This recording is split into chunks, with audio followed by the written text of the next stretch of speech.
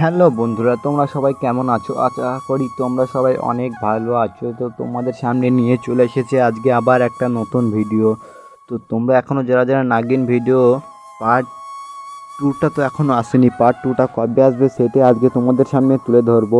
তো তোমরা এখনও যারা যারা নাগিন ভিডিওটি দেখোনি তারা প্লিজ পল্লিগ্রাম টিভি চ্যানেলে গিয়ে নাগিন ভিডিওটি দেখে আসো, কারণ ওই ভিডিওটি না দেখলে পার্ট টুটা তোমরা কিছুতেই বুঝতে পারবে না।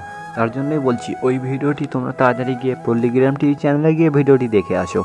আর হ্যাঁ, আজকে তোমাদেরকে বলবো নাগিন ভিডিও পার্ট টু কবে আসবে, ও কবে রিলিজ দেবে, কোন চ্যানেলে দেবে, ও পার্ট টুতে কী হতে চলেছে, নাগিন কি মুক্তি পাবে, না সেই রিয়াজি কি সেই নাগিনটাকে সেই সাপুরের কাছ থেকে মুক্তি করে আনবে, সেটাই তোমাদেরকে বলবো আজকের এই ভিডিওতে।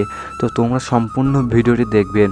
আর হ্যাঁ, ভিডিওটি ভালো লাগলে please like comment share subscribe করে দেবেন, কারণ আমি তোমাদের জন্যই কষ্ট করে এত সুন্দর সুন্দর কন্টেন্ট ভিডিও বানাই। তোমরা যদি সাপোর্ট না করো তাহলে কারা সাপোর্ট করবে তোমরাই বলো। চলো তাহলে আজকের ভিডিওটি শুরু করা হোক। নাগিন পার্ট টু ভিডিওটি খুব তাড়াতাড়ি তোমাদের সামনে তুলে ধরা হবে। আর মাত্র 5-6 দিন বা এক সপ্তাহের মধ্যেই তোমাদের সামনে নাগিন পার্ট টু ভিডিওটি চলে আসবে। তোমরা অপেক্ষা করো, দেখো তোমাদের সামনে প্লিজ ভিডিওটি চলে আসবে। তোমরা সবাই বেশি বেশি করে ভিডিওতে কমেন্ট করো, তাহলে ভিডিওটি তোমাদের সামনে খুব তাড়াতাড়ি আসবে। আর তোমরা তো দেখেছিলে যে নাগিন ভিডিওতে সেই রিয়াজের বউ মারা গিয়েছিল, মানে নিখোঁজ হয়ে গিয়েছিল। সেই নাগিনটি সেই রিয়াজের বউয়ের রূপ ধরে সে তার বাড়ি গিয়ে তার সাথে সংসার করছিল, কিন্তু রিয়াজরা প্রথম কিছু বুঝতে পারেনি। যখন তার ব্যবহার অন্যরকম লাগে তখন রিয়াজরা আস্তে আস্তে তার ব্যবহার দেখে বুঝে ফেলে যে এ সেই আগেকার শ্রাবণী না, এ অনেক চেঞ্জ হয়ে গেছে। তখনই তারা সব তার আচরণ ও ব্যবহার দেখে বুঝে ফেলে যে সে আগেকার শ্রাবণী না। তখনই তারা কি করে, তারা সাপুড়িকে ডাকে আর বলে, দেখো যে আমাদের বাড়িতে কোনো না। তার আগে তোমাদের একটি কথা আমি ভুলে গেছি বলতে।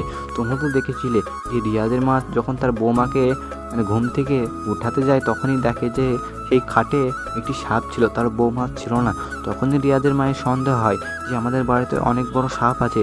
তখনই সাপুড়ে আসে আর বলে যে তোমাদের বাড়িতে কোনো সাধারণ সাপ নেই, তোমাদের বাড়িতে একটি নাগিন তোমাদের মানুষ রূপে আছে।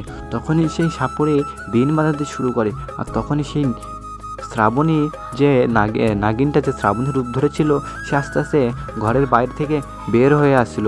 আর তখনই সেখানে রিয়াজ এসে বলছে, এসব কি হচ্ছে, এটা আমার বই, তুমি আমার বইয়ের সামনে বিন কেন বাজাচ্ছ?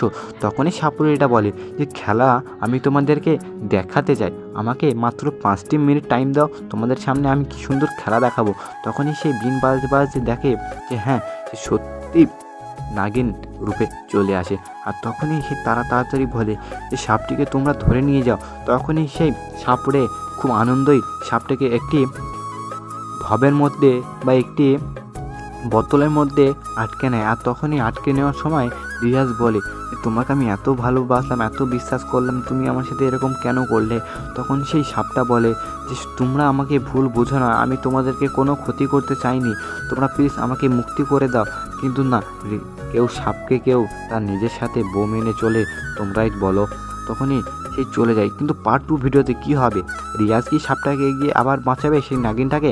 সে কি মুক্তি করাতে পারবে সেই সাপুড়ের কাছ থেকে? সে কি পারবে না না শ্রাবণীকে আবার ফিরে পাবে?